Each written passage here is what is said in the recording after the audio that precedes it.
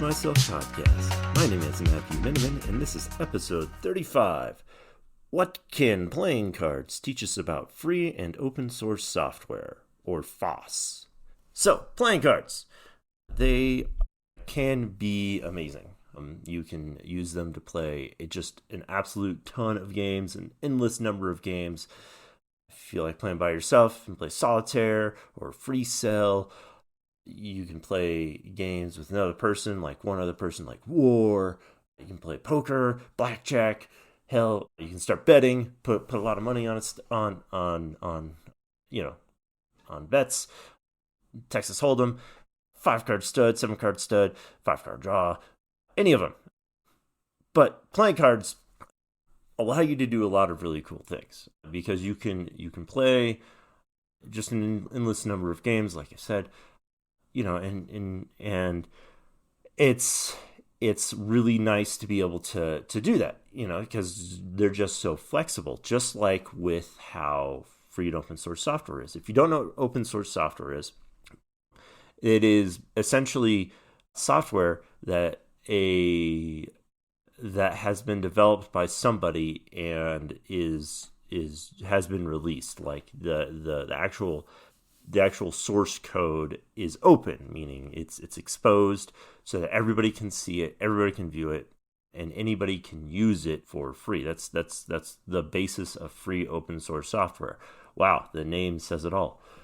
We are uncreative in IT. So free open source software allows individuals to just use these. It allows people to use these pieces of software.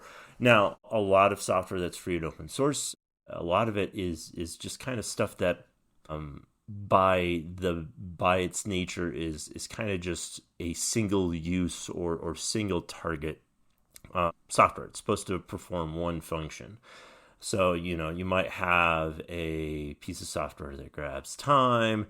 You might have a piece of software that drives network connectivity. You might have a piece of software that is the front end of your website or just does one aspect of a website, things like that. And so the free and open source software by normal rotation or normal use is typically like small single use until you get to building it and making combining a lot of things.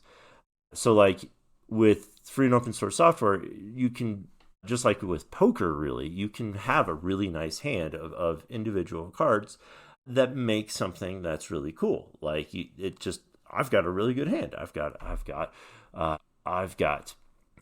4 of a kind, and this whole process of creating open source software is done free of charge. The people who are running these, who are maintaining these pieces of software, are doing it for free. They're doing it for fun or as a hobby, or maybe it's an organization that's just providing the software for free. But you pay. There are particular types of free open source use licensing that, like, if you're using it for use, and even if you're using it even if you're using the software for profit, as long as you're not using it and making hundreds of millions of dollars off of it, it's free to use. There are certain licensing requirements for free and open source software, and each type of license is kind of unique to itself, and I might do a podcast on all the different kinds of licensing for free and open source software later. But just know that free and open source software is in fact just free. In fact, there's nothing stopping you from creating your own free and open source software, just like there's nothing stopping you from creating your own playing cards, except for the complexity and difficulty of creating quality. So, all that being said, while free and open source software is just that, free and open, it's also very pervasive in our world and on the greater internet. I don't think people understand just how much the world relies on free open source software. So to give you an example, Apache, which is just a single type, they're a single manufacturer, vendor, or creator of software. They have a very distinct set of open source software libraries. Like they have a ton of them. I believe that Apache is also owned by Java, or maybe they were at one point and then they got separated. But at any rate, Apache utilizes or offers a lot of their stuff for free, and Apache drives in web servers. I don't know what the exact number is, but I would guess it's somewhere around 33% of all websites across the internet are probably hosted on an Apache server. That number might be much higher. It might be a little lower, but I would guess it is somewhere between 50 and 33% of all websites across the internet are hosted on Apache servers. Now, what this means is that the world kind of utilizes Apache, and it's a vastly well known and well documented and well used tool. And they have a lot of plugins, and there are a lot of different things that you can do with it. And Apache actually has a licensing type that you can pay for their software. And really, Apache makes money off of their support. So if you want support for their product, you have to pay somebody for that. You have to pay them for that. And that's where they really make their money. They offer the software for free so that if you're knowledgeable and you're smart enough to use it without their support, you can absolutely do that. Or if you're using it for something very basic, you can use it. And then if you're using it for something more advanced or more or need enterprise assistance with it, or so on and so forth, you can pay them for the licensing rights. That leaves an entire industry open to be able to use and create their own support structure. So you can actually just pay somebody else to support your Apache website. But that's kind of how a lot of this works, is that these companies provide the software for free. Now, Apache relies on a lot of open source software in itself, and that's what we call dependencies. These dependencies are typically open source as well, and those dependencies are typically those smaller pieces of free and open source software. So basically, you can think of Apache as a hand of cards. It's a collection of free open source software that is packaged together that creates a very specific type of software. Apache, that creates a hand of straight flesh. It works very well together, and it's tough to get around.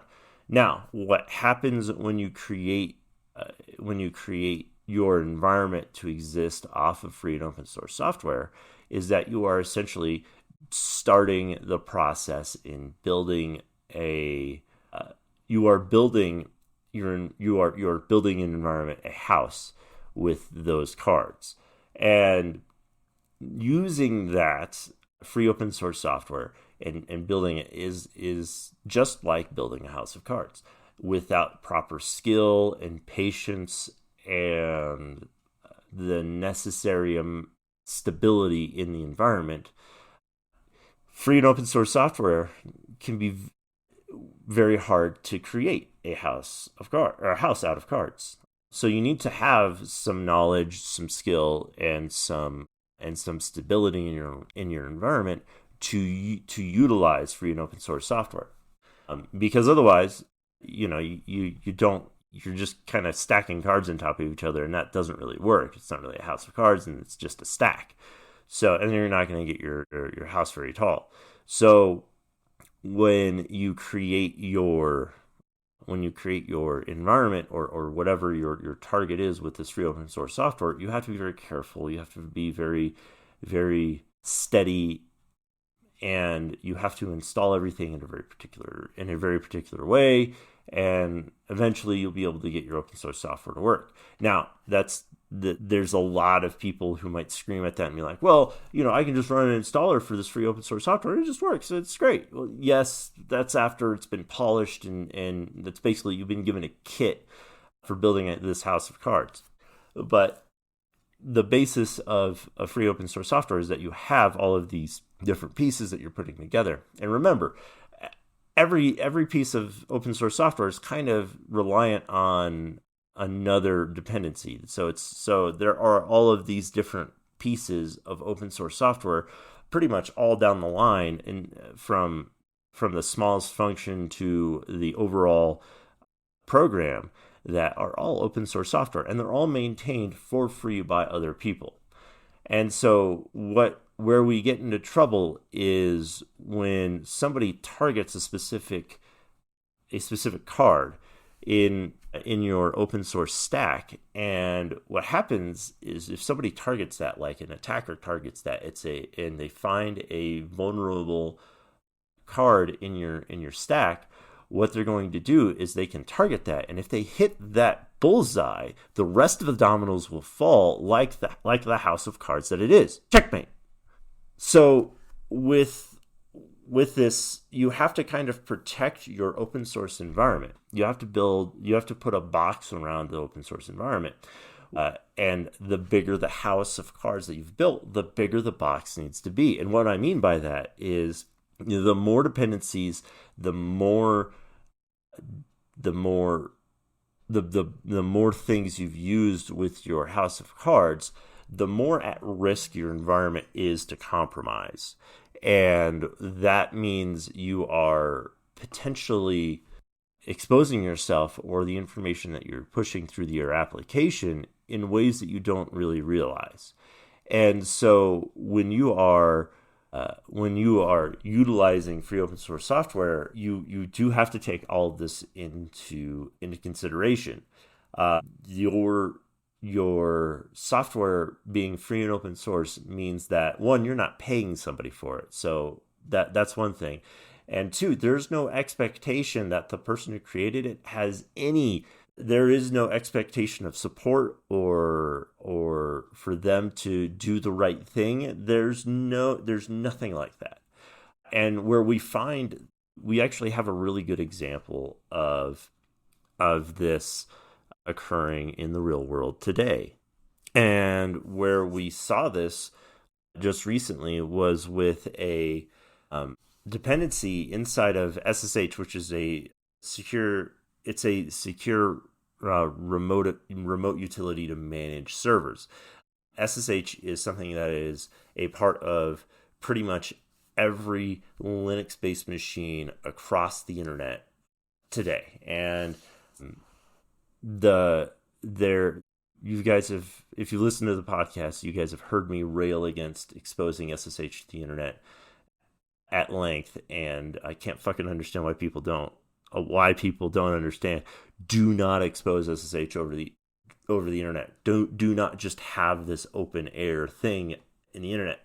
But whatever, that's my deal. I'm going to rail against it for forever, and nobody's ever going to be able to convince me that it's a smart thing to do. Anyway, there was a backdoor that was installed in one of the dependencies of SSH. This was called exautilities. And it's actually a pretty interesting and crazy environment. I do suggest you guys look at a few articles about it if you are curious, a little more curious about it. I'm going to go over just what happened overall in this, but there are going to be more details that I miss and that I can't just include here. But basically, what happened was exautilities, or exautils, was a dependency for SSH, and as a piece of open source software, as a free open source software, it was maintained by a few people, and it is actually this open source software was hosted on GitHub. And if you don't know what GitHub is, I might do a whole fucking series of podcasts on GitHub, because it is a whole thing. But GitHub is basically a place where you can put your repositories for groups to be able to work on. So you can do things like maintain and do version tracking and so on and so forth, so that multiple people can work on your product or your software. and the code can kind of get tracked there. Now, with this particular library, it was maintained by a few people, and there was this one person who was assisting in some bug finding, and they basically got themselves into a position where they worked themselves into being one of the maintainers. Well, this person, over the years, had developed and maintained their relationship with all of the other maintainers, and then one day this year pushed a code change to the exeutil dependency, and this change basically made the SSH create a backdoor that this person could then remote into any machine who had this repository. Now, exeutil was installed with every SSH instance out there, every single fucking one. And so this person could effectively have created a backdoor into every fucking machine on the internet, every Linux-based machine on the internet. And when I say every Linux-based machine, I literally mean that. Most firewalls, most hardware is all carrying some sort of Linux-based operating system as the back end. Fortinets use CentOS, CenTOS, as their back-end operating system on their firewalls. Now, that is a huge deal because you can't just remove your firewall from the internet. It is exposed all the time. And if somebody creates a backdoor to get into it, then they have the ability to access it. And Fortinet is not a free open source software. You pay them hundreds of thousands of dollars for licensing for them to protect your firewall and your network. And so if this had succeeded, they would have gotten access to all of these and more. Palo Altos, SonicWalls, you name it. Those firewalls, and that's just one example of a single type of Linux-based device. They would have gotten into everything. This would have been a disaster, absolute huge disaster. Now, we caught it because a random Microsoft engineer deployed a experimental version of a Linux distribution and discovered that when he SSH'd into his server that he had just created, his logins took a half second longer. This guy must be real fucking fun at parties, because this guy, he basically was like, oh, it's taking me a half second longer. I have to figure out why it is. It's taking me a half second longer to log in. That's too long. And because he did this, he found that this exe utility was compromised. And there's this whole bit. Like I said, if you want to know the whole story, go look it up on the internet and find some other story. I'm sure somebody will do a full-on podcast. I might do another full-on podcast just about this, where I tell it in a much more in-depth and humorous way. But it's just, this fucking guy figured out that this whole fucking thing was deployed, and he stopped a worldwide compromise because a half second was too long for him to wait to log in to SSH. It's fucking crazy. We narrowly avoided disaster because of that. Now, this is a good example of both the dangers and the benefits of free and open source software. Now, again, the maintainers, the people who maintain free and open source software, they're doing this for free. They're doing it as a hobby. There's really nobody paying them to do this to maintain these, except for, and there's no reason for them to do it except for reputation. And so, and organizations who provide free and open source software, some of them are companies that have a legitimate business of selling software. Microsoft has several free open source software projects out there. There are several from Google, hundreds and millions from Google. There are probably, Java has a shit ton. Oh my God, they're probably half the open source software projects out there.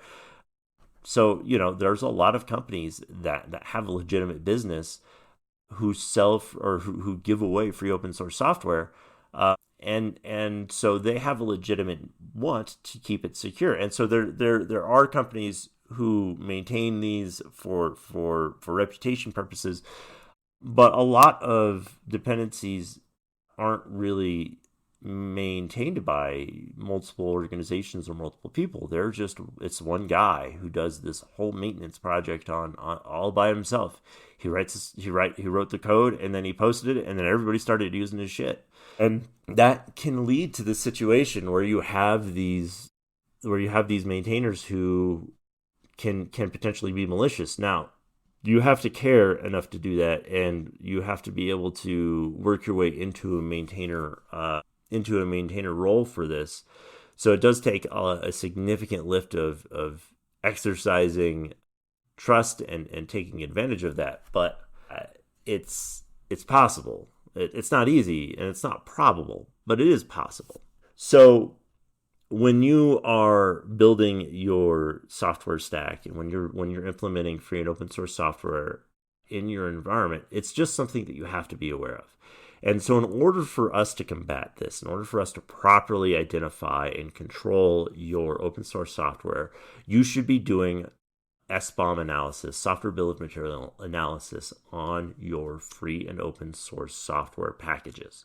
And it's really good because it's a really good thing and easy now, because there are certain utilities, one's called Bomber, where you can analyze a software bill of materials list, and it will provide you with a list of known vulnerabilities for that software, for that SBOM. And the printout, you can get an SBOM from GitHub. Like, GitHub literally has a way to download SBOMs.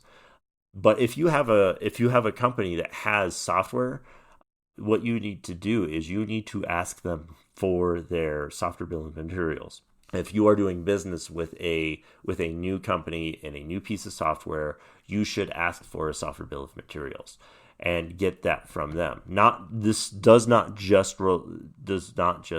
software bill of materials analysis does not just stand for, it's not just something you should implement for your own open source software that you're using for free, but it also makes sense to use it for the software that you pay for.